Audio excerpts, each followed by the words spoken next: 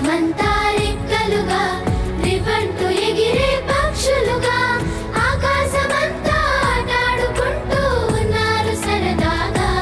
ఒకరేమో సీను ఒకరేమో జున్ను కలిసారే ప్రాణంగా కురిసారే వర్షంగా.